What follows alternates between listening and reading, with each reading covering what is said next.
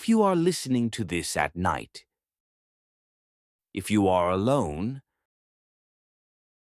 and the silence around you feels heavier than it should, you may want to stop this video now, because what I'm about to tell you is not a story I invented. It's not a legend. It's not something meant only to scare you. This really happened to me, and every time I remember it, I feel like something is listening again. It happened during a winter night, a quiet night, too quiet. Before that night, I didn't believe in any of this. I didn't believe in presences. I didn't believe in shadows. I didn't believe in whispers coming from empty spaces. To me, everything had a logical explanation. Fear was just imagination. Silence was just silence.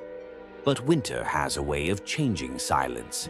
Sometimes it doesn't feel calm. Sometimes it feels like anticipation, like something is waiting for the exact moment you let your guard down. That night, I did. I turned off the light. I lay down in bed. I closed my eyes and, without knowing it, I opened the door to something that never left. It was a little after 2 in the morning when the atmosphere changed, not suddenly, slowly. The air became colder, but not in a normal way. It wasn't the kind of cold that comes from outside. It felt like the cold was coming from inside the house itself, from the walls, from the floor, from the corners where light never truly reaches. My breathing started to sound too loud. Every inhale felt like it shattered the silence. That's when I heard it. A knock. Dull, muted, carefully controlled. It didn't sound like something falling. It didn't sound accidental. It sounded intentional. I froze. My heart started pounding in a way I couldn't control. I tried to tell myself it was nothing. Houses make noises in winter. That's normal. That's what I told myself. Until it happened again. 3 knocks. Always 3. Each one slower than the last, as if whatever was making the sound was moving closer, without any hurry. I sat up in bed, my body tense, my muscles locked. The silence afterward felt worse than the noise itself. It felt like the house was waiting for my reaction. I stood up. Each step toward the bedroom door felt wrong, like the floor didn't want to support my weight. I opened the door slowly. The hallway was completely dark, but it wasn't empty. The darkness didn't stay still. It felt thick, layered, as if it was hiding something just beyond what my eyes could process. And then I felt it. I didn't see it at first. It was a pressure in my chest, a sudden, overwhelming certainty. I was not alone. Something moved at the far end of the hallway.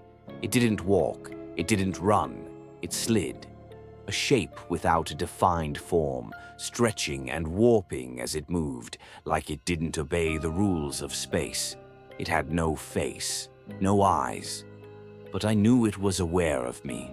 Fear flooded my body so completely that I couldn't breathe. My vision blurred. I blinked, and it was gone.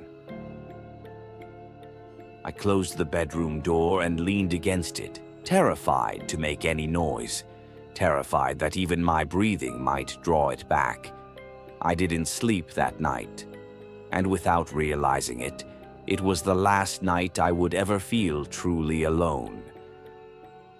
After that night, the house felt different. Or maybe I was the one who changed. Winter continued, and with it came a constant sense of being watched.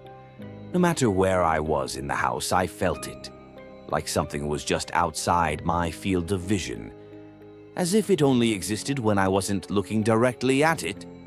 Sleep became impossible. Every sound made my heart race. Every silence felt loaded with meaning. And then there was the phone. It was late again. I was alone. My phone vibrated on the table. When I looked at the screen, my stomach dropped. The incoming call was from my own number. I didn't answer. I couldn't. A few seconds later, a message appeared. "Why do you pretend you don't hear me?" My hands started shaking. I checked the house. Every door was locked. Every room was empty. I typed back one question. "Who are you?" The reply came instantly. "I'm here." And then I heard it. A murmur. Not from one direction, from everywhere at once. It said my name. Not angrily, not threateningly. It said it like it had always known me. The cold became unbearable. It felt like the air was scraping my lungs every time I breathed. Then the door handle began to move, slowly, carefully, not forcing its way in, not trying to break anything, as if it knew I wasn't going anywhere. The door didn't open completely. It didn't need to. It only needed me to understand one thing.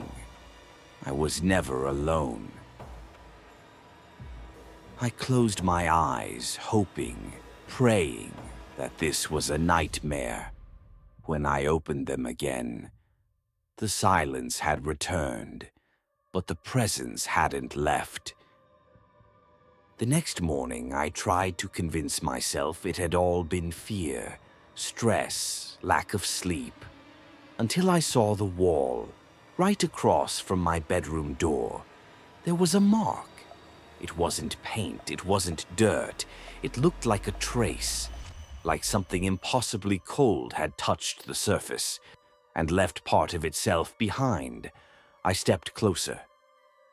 It was my name, not written, imprinted. I felt sick. My legs weakened.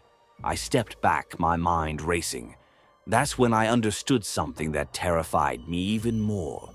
It wasn't trying to scare me. It wanted me to know that it was still there. I moved out soon after. I thought distance would end it. I thought leaving the house would leave everything behind. But some things don't stay in places. They stay with people. Every winter since then, the feeling comes back. The silence becomes too deep, too focused. Sometimes I hear whispers just as I'm about to fall asleep. Sometimes my phone vibrates with no notifications. Sometimes I wake up with the unmistakable feeling that someone is standing next to my bed, watching me in the dark. I don't try to understand it anymore. I just know it follows me. And if you're listening to this, if one night during winter the silence around you feels wrong, if the air suddenly grows colder for no reason, if you hear your name when you know you're alone, don't ignore it. Because some presences don't need to be seen to stay with you. And when they find you once, they never really leave. If this story made you feel uneasy, if it made you look around, or if you've experienced something similar, leave a comment, subscribe, and stay with me. Because here, silence is never empty.